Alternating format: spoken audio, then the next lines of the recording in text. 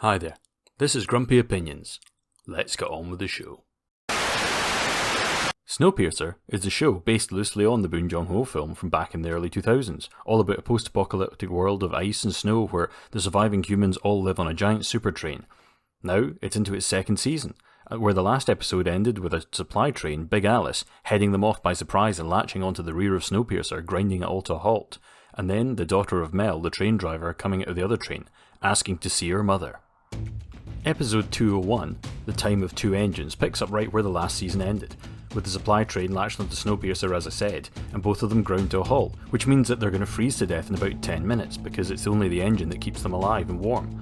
And Mel is still dotting about outside the train, smashing things and planting a bomb in a conspicuous engine part, and then she nearly passes out from hypothermia, before noticing snowflakes, and then climbing aboard the open door of the Big Alice. And inside the train back in Snowpiercer, Leighton and the rest are given a big shopping list of demands from wee Alex. And because they're absolute idiots, they just run around like dafties grabbing all the bits and bobs and carrots and whiskey and such like. And actually it works out for them because once they round that stuff back up, Alex pops back into Big Alice and the engines start back up again.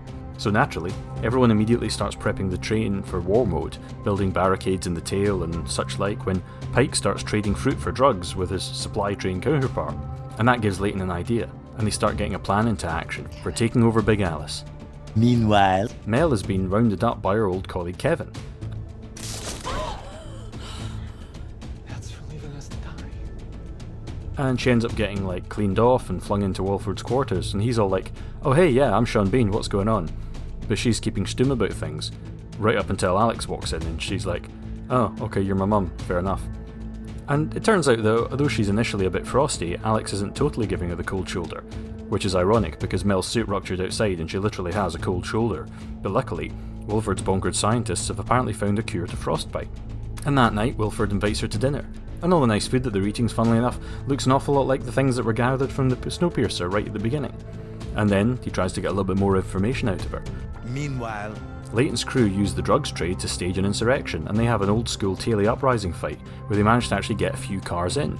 But then, out comes Icy Bop, and he's a giant scary dude who apparently doesn't actually mind the cold at all. And he ends up opening up some vents to the outside, which brings down the temperature and drives them all straight back into Snowpiercer.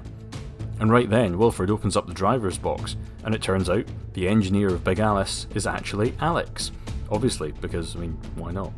And he's all like, "Well then, time to decouple the trains and let you all freeze to death." And Mel's like, "That's kind of a bad idea and you don't want that on your conscience," but Alex is still on Team Wilford, so she hits the button. Only the button sets off Mel's bomb, locking the two trains together. Somehow.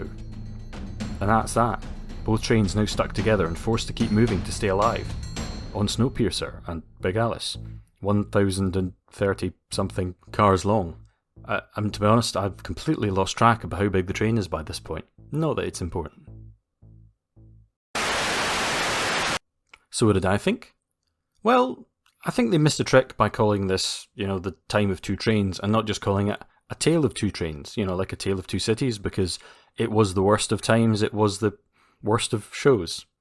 Actually, okay, being fair, it actually wasn't that bad. The first 20 minutes of this episode were actually pretty good. There was a couple of ticking clocks because you had Mel's ever-cooling down hazard suit and her slow descent into hypothermia. You've got the slowly freezing train, so they had to get things up and running pretty fast. And you had little things like Wilford finding them the silly little trifles. And I liked that the Snowpiercer lot, they had to kind of do that, but at the same time, they didn't understand that was basically a delaying tactic. It was clearly designed to just keep them occupied and frantic, while they were also worried about freezing to death, instead of trying to do something to fight back or coming up with any ideas. And at the same time, it was a very clever move by Wilford because it gave them a really clear indication of the kind of things that they've still got on board. So Wilford now knows they've got fresh fruit, they've got fresh veg, they've got beer, they've got whiskey, they don't have any morphine. So yeah, these are all things that he now knows. And I actually like the fact that Big Alice looks quite different inside. It's plainly a much more rough and ready place. It's only apparently 40 cars long, but it's actually been better outfitted with scientists and a science lab being run by Wilford, and it's also plainly kind of a terrifying dictatorship on board. And mostly, I was kind of on board with this episode.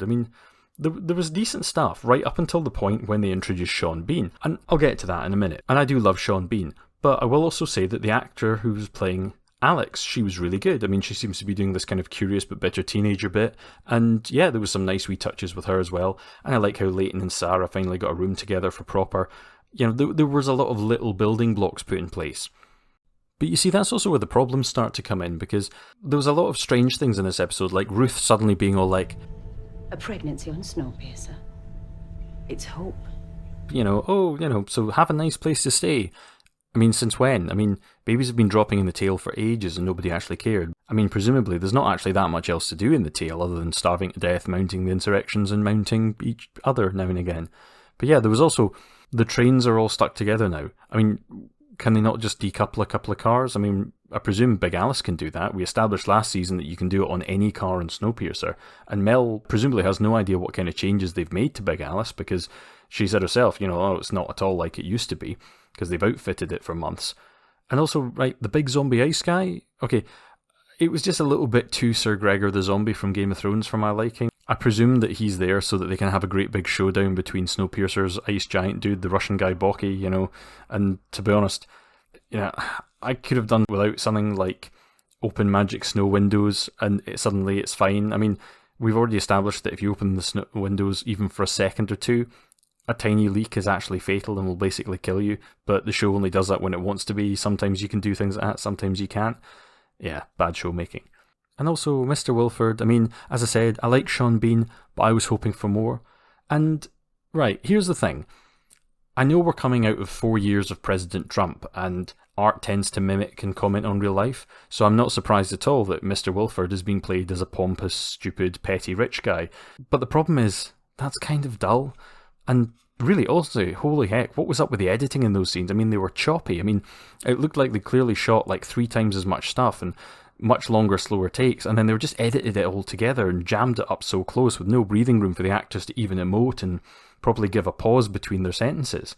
And then there's the whole thing with Alex the engineer. Now, I mean, maybe I'm crazy, but it's only been 7 years since the end of the world, and Alex looks about 16, so we can presume that maybe she learned to be a train engineer in the last year or two, maybe? Or the last 2 or 3 years at most? So who else has been the train engineer? I mean, is it Mr. Wilford? Because the whole thing was apparently that he isn't actually an engineer and he's a bit of an idiot. Who taught her? Who trained her? I mean, at least on Snowpiercer, when they had the idea of Miles becoming a training engineer, he was a team of 4 people and he was only like the apprentice. Granted, it's only episode 1, there might be an awful lot more of this, they might explain a lot of this stuff as we go on, but I do worry it's just going to be more of the same daftness we had in season 1, where decent ideas get let down by bad execution, plot convenience and contrivances at every single turn. Also, last season, this guy used to be able to act. What went wrong? Melanie, stay with me. Melanie.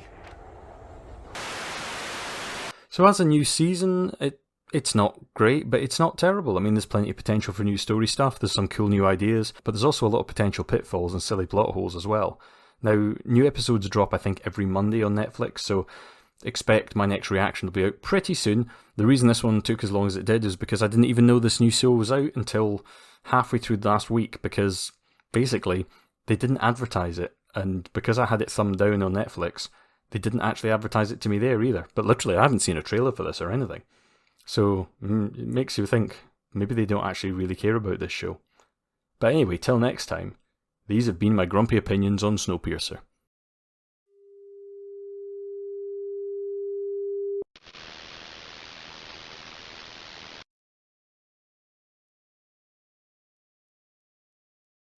And a special thanks to everybody listening, and especially my patrons, and most especially to Michelle Forbes and Judith Coloma, my top tier patrons.